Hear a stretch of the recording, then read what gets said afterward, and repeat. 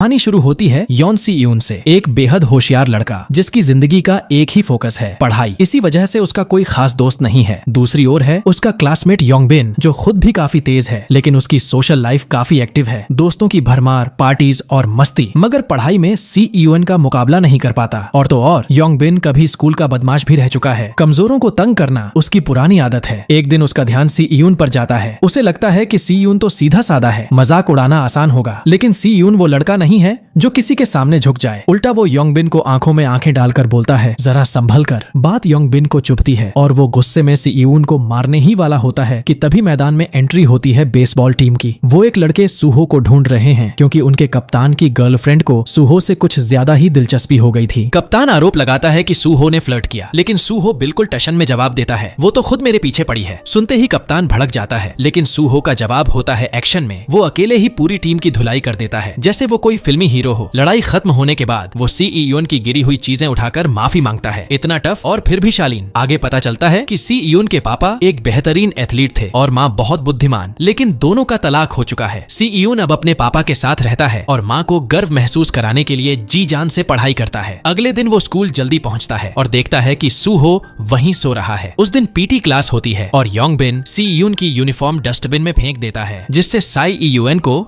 Class की dress में ही दौड़ना पड़ता है। यहीं से शुरू होती है असली परेशानी। योंग बिन और उसके दोस्त सी यून की हालत पर हंसते हैं, लेकिन सूहो फिर से सामने आता है और सबको बोलता है, तुम लोग खुद भी कोई एथलीट नहीं हो। और क्योंकि उसकी बॉडी और एटीट्यूड दोनों दमदार हैं, कोई कुछ कह भी नहीं पाता। सी यून को अब यकीन हो जाता है कि यूनिफॉर्म उन्हीं लड़कों ने गायब की है, तो वो सीधा जाकर बोलता है कि बाज आ जाओ। लेकिन योंग बिन का एक दोस्त उसका कॉलर पकड़ लेता है और डराने की कोशिश करता है। सी यून की खास बात यही है कि चाहे हालत कितनी भी टेढ़ी हो, वो नजरें नहीं झुकाता। सौभाग्य से उसी वक्त एक टीचर आ जाते हैं और मामला शांत हो जाता है। कुछ वक्त बाद सी यून अपने कमरे में पढ़ाई में बिजी होता है कि दरवाजे पर दस्तक होती है। दरवाजा खोलता है तो सामने सूहो खड़ा होता है, जो अब एक डिलीवरी बॉय के तौर पर काम कर रहा है और गलती से सी यून के घर पहुंच गया। लेकिन बिना किसी झिझक के अंदर घुस आता है और पानी मांगता है। अगले दिन स्कूल में एक नया स्टूडेंट आता है, बियोम सियोक, जो एक बड़े नेता का बेटा है। पहले ही दिन योंग बिन और उसके दोस्त उसके पास इंप्रेशन जमाने पहुंचते हैं, लेकिन वो सी यून की सीट पर बैठे होते हैं। सी यून आता है और साफ कहता है कि सीट खाली करो। यिन को तो बस मौका चाहिए था सी यून को मारने का, लेकिन फिर से सूहो बीच में आता है और कहता है, चुप रहो, सोने दो मुझे। और सब चुपचाप अपनी जगह लौट जाते हैं। शाम को योंग बिन अपने दोस्तों के साथ डिस्को में पार्टी कर रहा होता है। सी यून का हौसला तोड़ने के लिए अब योंग बिन और उसके दोस्तों ने ठान लिया था कि सिर्फ मजाक उड़ाना या धौंस जमाना काफी नहीं, अब वार करेंगे उसकी सबसे बड़ी ताकत पर, उसकी पढ़ाई पर। उनका नया प्लान था सी यून को ड्रग्स देकर उसका एग्जाम बिगाड़ना, ताकि उसका आत्मविश्वास टूट जाए। इसके लिए योंग बिन ने अपने कजिन से कुछ ड्रग्स मंगवाई और इस गंदे काम में बियोम सियोक को भी शामिल किया। बियोम सियोक पर प्रेशर डालकर धमकाया गया, अगर मदद नहीं की तो उसके साथ भी वही होगा जो पिछली स्कूल में होता था। डर के मारे बियोम सियोक सी यून के एग्जाम के बीच में उसके शरीर पर फेंटानिल का पैच चिपका देता है। सी यून को चक्कर आने लगते हैं। वो होश में आने की कोशिश करता है,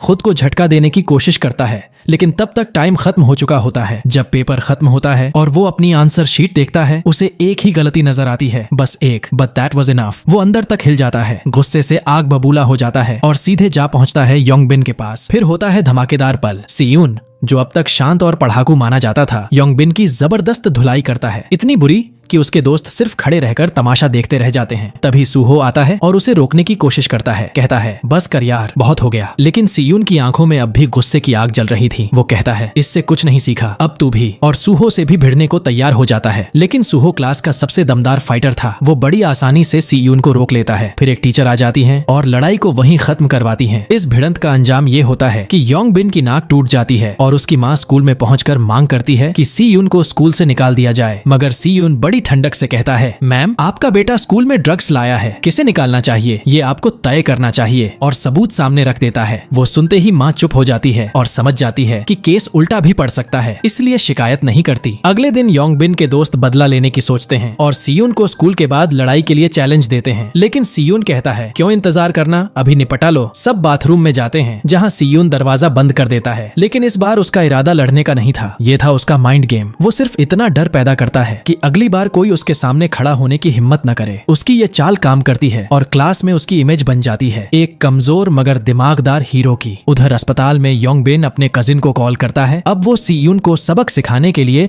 उसे हायर करना चाहता है। लेकिन दूसरी ओर सी यून और सूहो की दोस्ती गहरी होने लगती है। पहले लड़ाई, फिर बातें, और अब दोनों ज्यादा वक्त एक दूसरे के साथ बिताने लगे थे। पूरी स्कूल में अफवाह उड़ जाती है कि ये दोनों अब बेस्ट फ्रेंड्स बन गए हैं। इसी बीच बियोम सियोक भी सी ईयून के करीब आना चाहता है, लेकिन साई ईयून साफ कहता है मुझसे दोस्ती की एक्टिंग मत कर। स्कूल से बाहर निकलते वक्त योंग बिन पहले से कुछ गुंडों के साथ सी ईयून का इंतजार कर रहा होता है। वो लोग उसे उठा ले जाते हैं किसी सुनसान जगह पर पीटने के लिए। बियोम सियोक ये सब देख लेता है और बिना समय गंवाए सूहो को बताने भागता है। सूहो पहले तो इनकार करता है, कहता है मुझे किसी पंगे में नहीं पड़ना, लेकिन फिर बियोम सियोक उसे पैसों की पेशकश करता है। सूहो मान जाता है और दोनों निकल पड़ते हैं सी ईयून की मदद करने। इस बीच सी ईयून पर हमला हो चुका है, लेकिन वो इतना समझदार है कि हालात को अपने फेवर में मोड़ने के लिए एक स्ट्रेटेजी बना लेता है। उसका प्लान काम करता है और वो एक एक करके सबको चकमा देने लगता है। मगर योंग बिन का कजिन, जो वाकई में ताकतवर है, फिर से उठ खड़ा होता है और एक जानलेवा हमला करने के लिए बढ़ता है। योंग बिन अब पूरी तरह से आपा खो चुका था। उसका अगला निशाना था सी ईयून के हाथ। हाँ, वो उसके हाथ तोड़ना चाहता था ताकि वो कभी दोबारा न लिख सके, न पढ़ सके। लेकिन ठीक उसी वक्त जैसे किसी हीरो की एंट्री होती है, सूहो आ जाता है। वो पूरे गुस्से में उन गुंडों से कहता है बस बहुत हो गया, लेकिन योंग बिन का कजिन मानने को तैयार नहीं था। अब बात बन चुकी थी इज्जत की। फिर होती है क्लासिक भिड़ंत, सूहो वर्सेस योंग बिन का कजिन। दोनों दमदार फाइटर्स, लेकिन सूहो का लेवल ही कुछ और था। उधर बाकी गुंडे सी यून को पीट रहे थे, लेकिन तभी बियोम सियोक भी वहां पहुंचता है और सी यून की मदद करता है। जब योंग बिन का कजिन देखता है कि सब उसके खिलाफ खड़े हो चुके हैं, वो हार मान लेता है और कहता है लड़ाई खत्म। फिर वहां से चला जाता है योंग बिन को अकेला छोड़कर। सी यून, जो अंदर से बेहद शांत और समझदार था, कहता है अब बहुत हो गया, छोड़ो ये सब और भूल जाओ। लड़ाई खत्म होने के बाद तीनों, सी यून, सूहो और बियोम सियोक, अब दोस्त बन चुके थे। सूहो कहता है अब जब लड़ाई की वजह से लेट हुआ हूं तो तुम दोनों को मेरी नौकरी में हाथ बंटाना पड़ेगा। तीनों एक छोटे से स्टोर में काम करते हैं और काम खत्म होने के बाद बैठते हैं डिनर पर। उसी दौरान बियोम सियोक शर्मिंदा होकर सी यून से माफी मांगता है और सी यून बिना कोई शिकवा किए उसे माफ कर देता है। फिर होता है एक दिल पिघलाने वाला पल। सूहो अपने हाथों से सी यून को खाना खिलाता है और सी यून की जिंदगी में पहली बार दोस्ती का एहसास पूरी तरह से बस जाता है। लेकिन दूसरी तरफ कहानी में ट्विस्ट अभी बाकी था। वो गुंडे जो सी यून को पीट चुके थे, असल में खुद एक और बड़े माफिया के शिकार थे। उस असली बॉस ने, जिसे सब साइको कहते थे, जानबूझकर अपने ही एक आदमी का हाथ तोड़वा दिया ताकि उसे बहाना मिल जाए और फिर वो मांग सके 15 लाख का हर्जाना। सी यून और उसके दोस्तों के लिए अब ये सिर्फ लड़ाई नहीं, ब्लैकमेलिंग की जंग बन चुकी थी। अगली सुबह तीनों दोस्त एक साथ रिलैक्स करने के लिए मिलते हैं, लेकिन सी यून तो बिना पढ़े रह ही नहीं सकता, इसलिए जाने लगता है। तभी सूहो कहता है चल एक शर्त लगाते हैं, देखते हैं कौन किससे बेहतर है। शर्त में सूहो हारता है और सी यून खुशी खुशी घर की ओर निकल पड़ता है। लेकिन रास्ते में उसका सामना होता है उस गुंडे की बहन से, जिसने सी यून को पहले मारा था। वो सी यून को रोक कर कहती है चलो कुछ खा आते हैं, और फिर बोलती है मुझे तो रफ लड़के ही पसंद हैं। सी यून कुछ समझ नहीं पाता, लेकिन हाँ, वक्त अच्छा बीतता है। अगले दिन योंग बिन स्कूल आता है अपना सामान लेने, लेकिन जाने से पहले सी यून से रिक्वेस्ट करता है कि उसके साथ पार्किंग तक चले, क्योंकि वो एक डिक्लेरेशन देना चाहता है कि फेंटेनिल उसका नहीं था। सी यून मान जाता है, लेकिन उसे नहीं पता था कि ये सब एक चाल थी। पार्किंग में पहले से उस गैंग का बॉस बैठा होता है, जिसने पूरा गेम प्लान किया था। वो कहता है तुम लोगों ने योंग बिन को मारा है, अब उसका हर्जाना भरना पड़ेगा 15 लाख, और धमकी देता है कि अगर पैसे नहीं मिले तो हालात बहुत खराब हो जाएंगे, नहीं तो कर्ज लेना पड़ेगा, और जब चुकता नहीं कर पाओगे तो जिंदगी भर उसके लिए काम करना पड़ेगा। यही था उस गैंग का असली तरीका, लोगों को कर्ज के जाल में फंसाकर उनका इस्तेमाल करना। अगले कुछ दिन पूरे गैंग के लोग साई ईयून और उसके दोस्तों का पीछा करते रहते हैं, जिससे साई ईयून तंग आ जाता है। वो अपनी नई दोस्त से बात करता है, जो उसे पूरे गैंग के सिस्टम के बारे में बताती है। कहती है कि उस बॉस से उलझना अपनी बर्बादी को न्योता देना है। वो उसे समझाती है कि खुद की भलाई के लिए पैसा दे दो और इस पागल इंसान से दूर रहो। उधर बियोम सियोक, जो अब अपने दोस्तों के लिए कुछ भी करने को तैयार था, अपने पापा की घड़ी चुरा लेता है और उसे बेचकर 15 लाख का इंतजाम कर लेता है। लेकिन क्या पैसे देना ही हल है? सी यून की प्लानिंग अब अपने आखिरी पड़ाव पर थी। जब बियोम सियोक ने पैसे जुटा लिए, सी यून और बाकी दोस्तों ने फैसला किया कि उन्हें ये पैसे नहीं देने चाहिए, बल्कि सीधे पुलिस को बुलाकर इस पूरे गैंग का खेल खत्म करना चाहिए, क्योंकि अगर एक बार पैसे दे दिए तो फिर कभी पीछा नहीं छूटेगा। सी यून बताता है कि उसने सबूतों का लोकेशन ट्रेस कर लिया है, वो सब उस गैंग लीडर के घर में मौजूद है, बस पुलिस को वहां ले जाना होगा। लेकिन इस मिशन की शुरुआत सूहो करेगा। वो सबसे पहले उस क्रिमिनल के घर जाएगा और अपनी बेटिंग ऐप का आइडिया उसे बेचने की कोशिश करेगा ताकि उसका विश्वास जीत सके। फिर क्या था, प्लान तुरंत शुरू होता है। सूहो बताता है कि उसे उसकी ऐप के बारे में सब पता है और एक बड़ा ऑफर लेकर आया है, पूरी स्कूल को एक जुए के अड्डे में बदलने का ऑफर। वो क्रिमिनल इस आइडिया से इतना खुश होता है कि सूहो को अपने गैंग में शामिल करने को तैयार हो जाता है।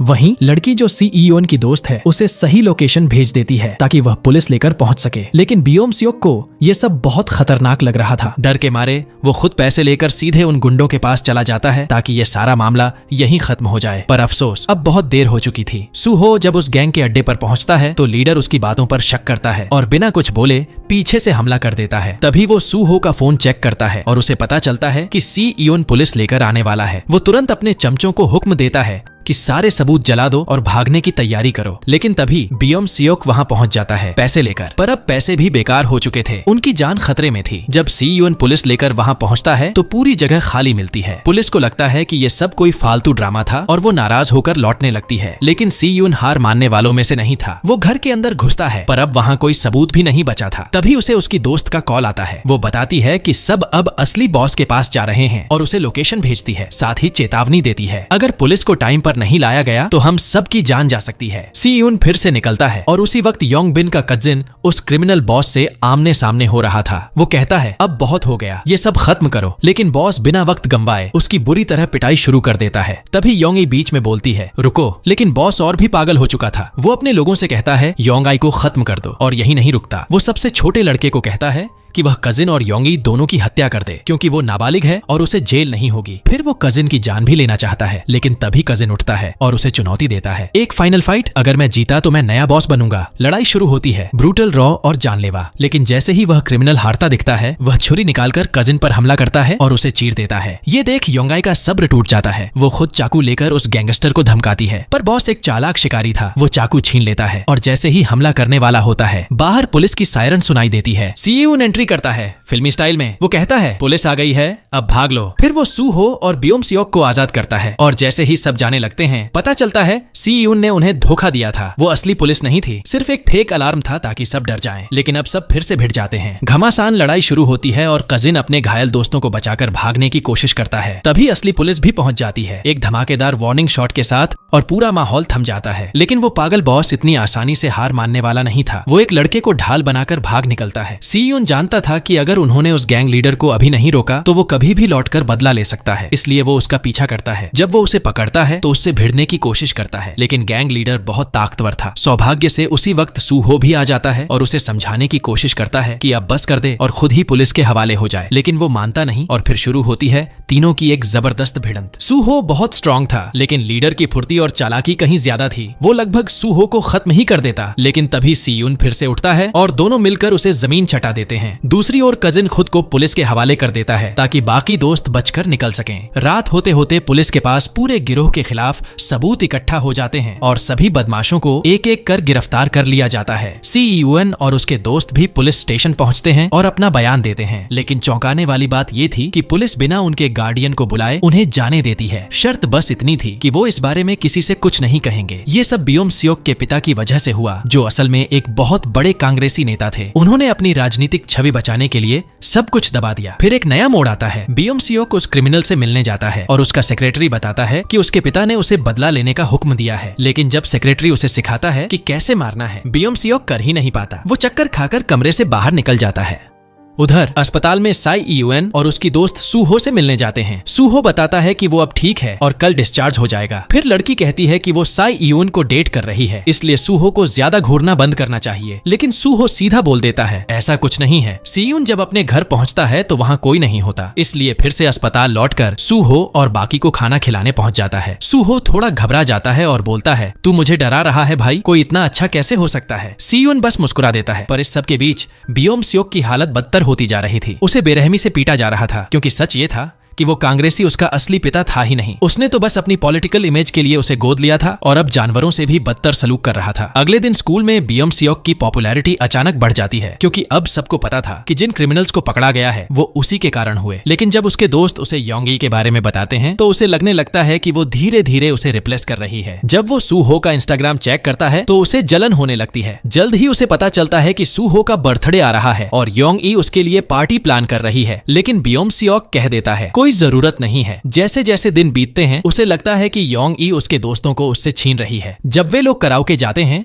तो बियोम सियोक जरूरत से ज्यादा कोशिश करता है सबका ध्यान पाने के लिए, पर नतीजा उल्टा होता है। उसी दौरान उसकी मुलाकात उसके पुराने क्लासमेट्स से होती है जो उसे पहले बुली करते थे। डर के मारे वो वहाँ से भाग जाता है। जब वो बाकी दोस्तों के पास लौटता है तो गुस्से में योंगी पर भड़क उठता है, क्योंकि उसे लगता है कि उसने जानबूझकर बदमाशों को उसका पता दिया था। वो उसे मारने तक को तैयार हो जाता है, लेकिन उसके दोस्त योंगी का साथ देते हैं। इससे वो और भी ज्यादा भड़क उठता है और तभी वो गुंडे फिर से आ धमकते हैं। इस बार वो बियोम सियोक को उठाकर ले जाना चाहते हैं, लेकिन सी यून डटकर खड़ा हो जाता है और कहता है, दफा हो जाओ यहाँ से, उसे अकेला छोड़ दो। और अगले दिन बियोम सियोक इस वक्त बुरी तरह चिढ़ा हुआ था। उसे बस किसी पर भी गुस्सा निकालना था, लेकिन क्लास के बाकी लड़के उससे डरते नहीं थे, क्योंकि असली ताकतवर तो सू हो था। फिर भी वो सबको मारने की धमकी देता रहा। तभी सूजे आता है उसे शांत करने, बट हालात उल्टे हो जाते हैं और दोनों के बीच बहस शुरू हो जाती है। अगले 2 दिन बियोम सियोक स्कूल ही नहीं आता, जिससे उसके दोस्तों को चिंता होने लगती है। फिर सी यून और बाकी लोग उसे ढूंढते हुए उसके घर पहुंच जाते हैं। बियोम सियोक चौंक जाता है, बट दिल ही दिल में खुश भी होता है कि उसके दोस्त उसे देखने आए। जब उससे पूछा जाता है कि वो ऐसा क्यों कर रहा है, तो बियोम सियोक टूट जाता है। वो बताता है कि पिछली स्कूल में उसे बहुत बुरी तरह बुली किया गया था और कुछ कर नहीं पाया, क्योंकि उसके पिता ने साफ मना किया था कि वो कोई तमाशा ना करे। ये सुनकर सूहो उसे कहता है कि उन बदमाशों को कॉल कर वो खुद उनसे माफी दिलवाएगा। जब वो सब कराओके में मिलते हैं तो पहले तो वे माफी मांगने से मना कर देते हैं, उल्टा उसे फिर से धमकाने लगते हैं। लेकिन तभी सूहो एकदम से सामने आता है और उन्हें मजबूर करता है कि बियोम सियोक से माफी मांगे। पर बियोम सियोक को सिर्फ माफी नहीं चाहिए थी, उसे बदला चाहिए था। वो खुद उन्हें मारना चाहता था, लेकिन सी यून और दोस्तों ने कहा कि ये सब हद से बाहर जा रहा है। बियोम सियोक बिल्कुल बेकाबू हो चुका था। सूहो उसे कमरे से बाहर खींच ले जाता है। वहाँ दोनों में जबरदस्त बहस होती है। बियोम सियोक गुस्से में कहता है कि हम कभी दोस्त थे ही नहीं, और फिर उसे पैसे ऑफर करता है उस बदमाश को पीटने के लिए। ये सुनते ही सूहो का गुस्सा फूट पड़ता है और वो उस पर हमला कर देता है। बीच बचाव के लिए सी यून को आना पड़ता है। इसके बाद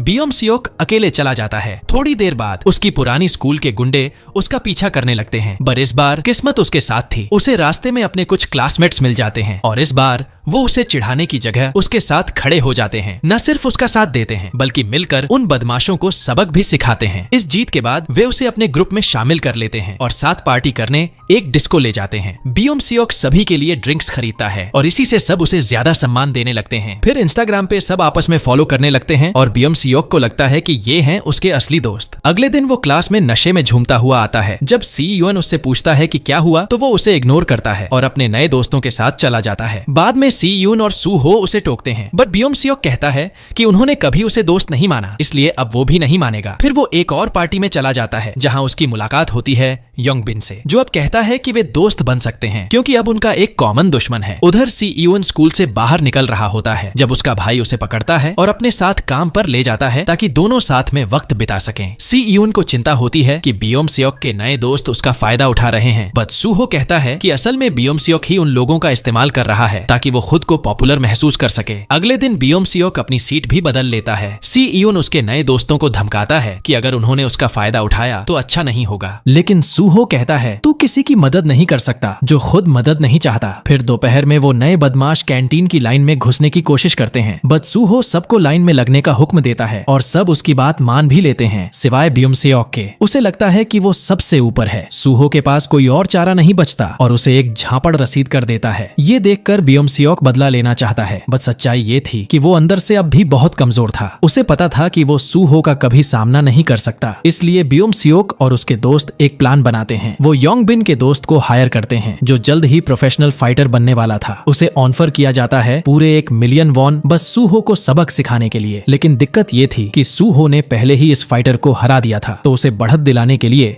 बियोम सियोक और उसके दोस्तों ने सूहो की बाइक के ब्रेक काट दिए ताकि वो हादसे में घायल हो जाए और ढंग से लड़ ना पाए। सूहो को अंदर ही अंदर समझ आ गया था कि इसके पीछे कौन है, बट वो सी यून को टेंशन नहीं देना चाहता था, इसलिए उसने ऐसे किया जैसे उसे कुछ पता ही नहीं। थोड़ा वक्त बीतता है और आ जाता है सूहो का बर्थडे। यही वो दिन था जब बियोम सियोक और उसके दोस्त सूहो को पीटने की प्लानिंग कर रहे थे। बियोम सियोक उसे कॉल करता है, बट सूहो ने उसे पहले ही ब्लॉक कर रखा था, इसलिए बियोम सियोक अब योंगी को कॉल करता है और कहता है कि वो सब दोस्तों से फिर से मेलजोल करना चाहता है और सूहो को एक गिफ्ट देना चाहता है, बट इसके लिए उसे योंगी की मदद चाहिए। योंगी जो चाहती थी कि सब फिर से दोस्त बन जाएं, इस झांसे में आ जाती है और मान जाती है, लेकिन असल में ये सब एक बहुत बड़ी साजिश थी। फिर एक मैसेज सूहो को भेजा जाता है, बट सबसे पहले वो सी यून के हाथ लग जाता है। वो पूरा मैसेज डिलीट कर देता है और सू हो से कहता है कि वो आराम से खाना खाए, वो थोड़ी देर में कुछ काम निपटा कर आएगा। जब सी यून उस जगह पहुंचता है तो वो पूरे एरिया का एनालिसिस करता है और एक स्ट्रेटेजी प्लान करता है ताकि वक्त आने पर वहां से सुरक्षित भाग सके। फिर वो उन गुंडों के पास जाता है जिन्हें साई यून की जगह सू हो की उम्मीद थी। उसे देखकर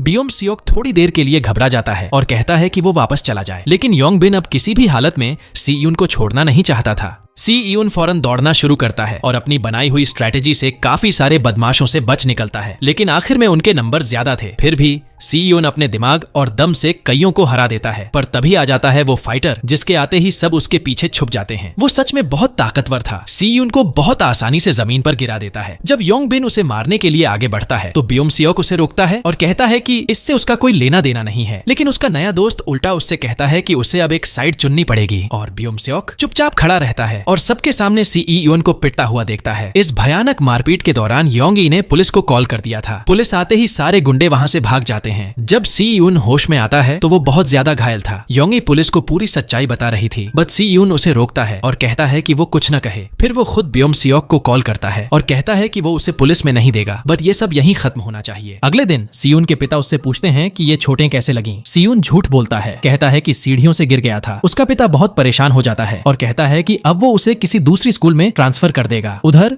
सूहो को चिंता होने लगती है क्योंकि स्कूल का सबसे होशियार लड़का सी यून 2 दिन से स्कूल ही नहीं आया था। वो सी यून के घर पहुंचता है बट कोई दरवाजा नहीं खोलता। अब उसकी चिंता और बढ़ जाती है। अगले दिन सूहो बियोम सियोक के दोस्तों से कहता है कि उन्हें उसकी बाइक की मरम्मत का खर्च देना होगा। डर के मारे वो सब मान जाते हैं। फिर सूहो उन सबको पकड़ता है और जोरदार तरीके से मारता है ताकि वो सब सच उगल दें। जब उसे सब कुछ पता चलता है तो वो सीधा योंगाई के पास जाता है और पूछता है कि सी यून किस अस्पताल में है। योंगी बताती है कि उसे डिस्चार्ज कर दिया गया है, बट साथ ही चेतावनी देती है कि वो कोई बेवकूफी ना करे क्योंकि सी यून ने ये सब कुछ सिर्फ इसलिए सहा ताकि कोई और लड़ाई न हो। इसके बाद सूहो अपने दोस्त सी यून के घर पहुंचता है और सी यून ऐसे पेश आता है जैसे कुछ हुआ ही नहीं। लेकिन सूहो अपने दोस्त से अलविदा कहने गया था क्योंकि उसने तय कर लिया था कि वो रात को उन गुंडों से लड़ाई करेगा। दूसरी तरफ बियोम सियोक से बात करता है और कहता है कि वो उसे वही देगा जो वो हमेशा से चाहता था। बियोम सियोक फौरन अपने फाइटर को कॉल करता है और कहता है टाइम आ गया है सूहो को खत्म करने का। उसी वक्त योंगी कॉल करती है सी यून को